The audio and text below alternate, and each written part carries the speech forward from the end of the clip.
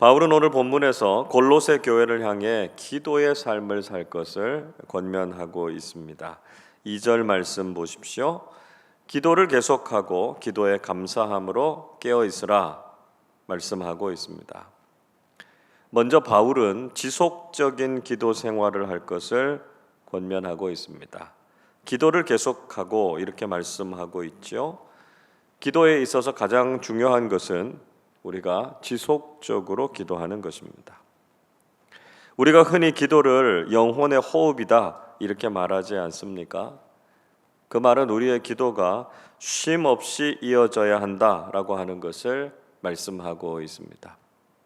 우리가 잘 아는 데살로니가전서 5장 17절 쉬지 말고 기도하라 말씀하고 있습니다. 우리가 지속적으로 기도하는 것이 중요하다라고 하는 것이죠. 좋은 방법 중에 하나가 이렇게 정기적으로 새벽 기도회와 금요 기도회 같은 공기도회에 참석하는 것입니다.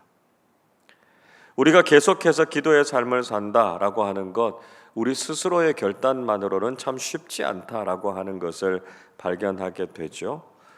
그래서 공기도회에 정기적으로 참석하는 것은 기도를 계속하고 기도를 쉬지 않는 가장 좋은 방법이다라고 하는 것을 깨닫게 됩니다. 둘째로 바울은 감사하는 기도 생활을 할 것을 권면하고 있습니다. 기도의 중요한 내용이 바로 하나님을 향한 감사여야 한다는 것입니다. 대부분 우리의 기도는 간구의 기도로 채워질 때가 많습니다. 우리의 기도가 얼마나 성숙한가라고 하는 것을 가늠해 볼 수 있는 지표는 주시옵소서가 많은지 아니면 감사합니다가 많은지를 생각해 보면 되죠. 물론 우리 마음의 소원과 간구를 담아서 하나님께 기도해야 합니다. 하나님께서는 믿음의 사람들의 소원을 이루어 주시기를 기뻐하십니다. 그러나 기도의 시작과 끝은 감사여야 한다는 것이죠. 이미 우리에게 베풀어 주신 하나님의 은혜에 대해서 감사가 풍성하게 드러나는 기도를 하나님께 드려야 한다는 것입니다. 셋째로 바울은 중보하는 기도 생활할 것을 권면하고 있죠. 3절 보십시오. 또한 우리를 위하여 기도하되 하나님이 전도할 문을 우리에게 열어주사 그리스도의 비밀을 말하게 하시기를 구하라. 내가 이 일 때문에 매임을 당하였노라 말씀하고 있습니다. 바울은 골로새 교회를 향해서 우리를 위해서 기도하라 이렇게 부탁하고 있습니다. 바울과 동역자들이 복음을 전하다가 감옥에 갇혀 있는데요. 자신들을 위해서 기도해 달라 이렇게 말씀하고 있는 것이죠. 우리의 기도가 성숙한가를 진단해 볼 수 있는 또 하나의 기준이 있습니다. 그것은 우리 자신을 위한 기도와 다른 사람들을 위한 기도의 비율이 어느 정도 되는가라고 하는 것을 생각해 보면 되는 것이죠. 우리 기도의 거의 대부분이 나 자신이나 우리 가족들만을 위한 기도에 머물러 있다면 우리의 기도는 그렇게 성숙한 것이 아니라고 할 수 있습니다. 그러나 내 기도가 교우들이나 교회 또 타인이나 세상을 위한 기도가 더 많다면 우리의 기도가 성숙함을 보이고 있는 것이죠. 자신을 위한 기도보다 다른 사람들을 위한 기도를 먼저 하실 수 있기를 바랍니다. 올해도 중보 기도로 헌신해 주신 분들이 많이 계셨는데요. 내년에도 이 중보 기도의 거룩한 사명을 위해서 더 많은 참여를 부탁드립니다. 자, 그렇다면 바울이 부탁한 중보 기도의 내용은 무엇이었습니까?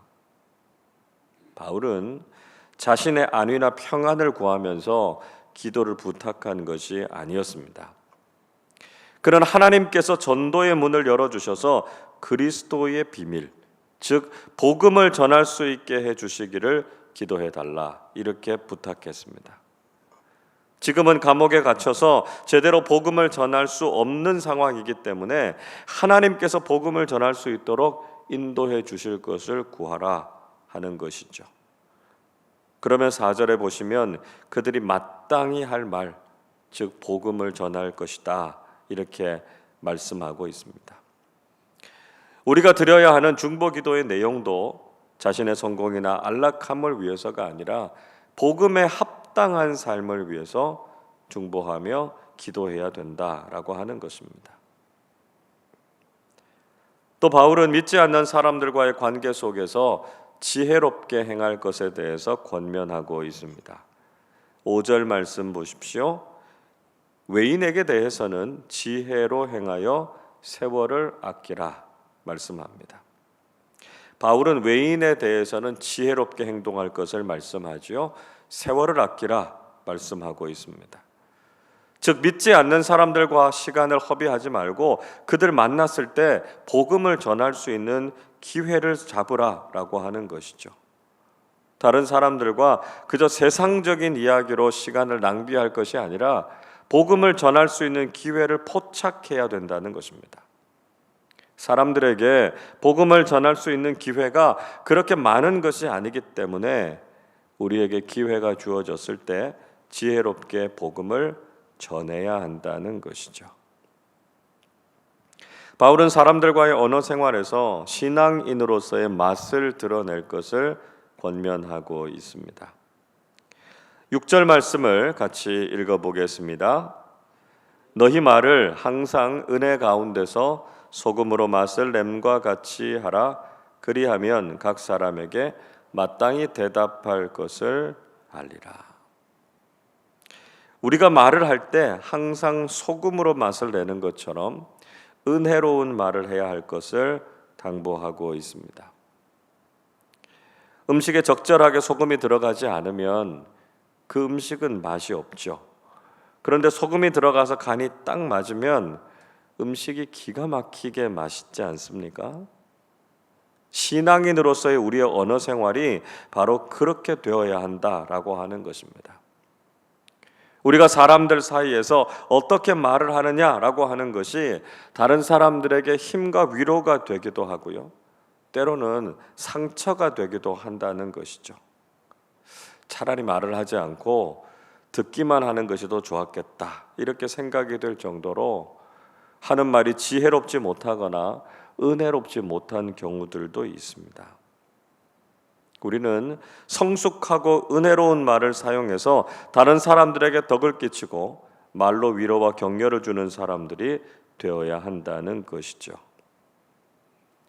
바울은 골로새서의 마지막에 여러 동역자들의 문안을 전하고 있습니다. 그 인사에 앞서서 바울은 특별한 목적을 가지고 믿음의 동역자들을 그들에게 보내고 있습니다. 7절을 보십시오.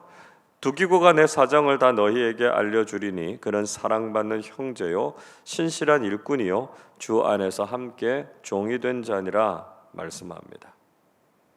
바울은 두기고를 골로새 교회로 파송하고 있습니다. 이 두기고라고 하는 이름의 뜻은 행운이라고 하는 뜻입니다.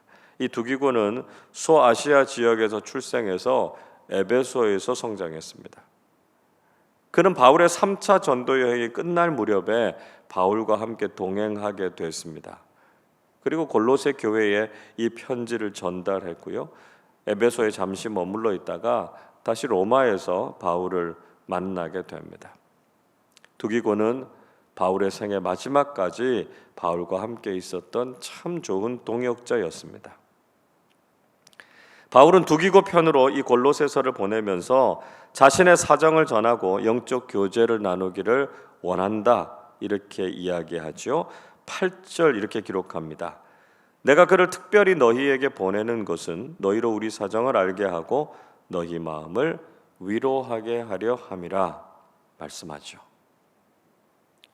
두기고를 보내는 이유는 감옥에 갇혀서도 복음에 대한 열정과 사명을 잃지 않고 있는 자신과 동역자들의 소식을 전하면서 골로새 교회를 격려하고 위로하기 위함이었습니다. 그리고 두기고와 함께 오네시모도 같이 보냈죠. 9절 이렇게 말씀합니다. 신실하고 사랑을 받는 형제 오네시모를 함께 보내노니 그는 너희에게서 온 사람이라 그들이 여기 일을 다 너희에게 알려주리라 말씀합니다. 우리가 빌레몬서에서 살펴본 것처럼 오네시모는 주인인 빌레몬에게 손해를 끼치고 도망 나온 종이었습니다. 그러나 바울을 만나서 회심하고 그리스도의 일꾼으로 거듭난 인물이었죠. 그래서 그를 골로새 교회로 다시 돌려보내면서 그를 영접해 달라고, 또 바울을 섬기는 일을 할 수 있도록 격려하고 공동체의 일원으로 받아달라 이렇게 부탁했습니다. 과거에 인간적인 잘못을 다 용서하고 하나님 안에서 동역자와 형제로 인정해 줄 것을 바울이 당부한 내용입니다. 여러분, 올 한 해도 새벽마다 기도의 자리에 함께 해주신 것에 대해서 깊이 감사를 드립니다. 우리가 내년에도 기도를 쉬지 않고 감사함으로, 중보함으로 계속해서 우리에게 맡겨주신 기도의 사명을 잘 감당하실 수 있기를 바랍니다. 또한 우리가 만나는 사람들에게 기회를 놓치지 않고 구원과 영생의 복음 전하는 일에 더욱 열정을 내시는 우리 모두가 되실 수 있기를 바랍니다. 우리가 서로에게 좋은 믿음의 동역자들이 되어서 항상 서로에게 힘이 되고 위로가 되고요, 자랑이 되는 신앙인들로 살아가실 수 있기를 주님의 이름으로 축원합니다. 기도하겠습니다. 하나님 아버지, 은혜와 사랑에 감사를 드립니다. 올 한 해도 하나님께서 저희들의 건강과 믿음을 지켜주셔서 새벽마다 깨어 주님의 전에서 기도하게 하심을 감사드립니다. 내년에도 우리가 쉬지 않고 기도하게 하시고 감사와 중보의 기도자로 더욱 헌신하게 해 주시옵소서. 오늘도 우리가 만나는 사람들에게 복음을 전할 수 있는 기회를 놓치지 않게 하시고 우리의 입술을 열어서 구원과 생명의 복음을 증거하는 삶 살게 하여 주옵소서. 이 자리에 함께하고 있는 우리 모두가, 또 이 말씀을 온라인으로 듣고 있는 모든 교우들이 서로에게 힘이 되고 격려가 되는 믿음의 동역자들이 되게 하여 주셔서 주님의 몸된 교회를 위해서 더욱 마음을 모아 귀하게 쓰임받게 하여 주옵소서. 감사드리며 우리 주님 예수 그리스도의 이름으로 기도하옵나이다. 아멘.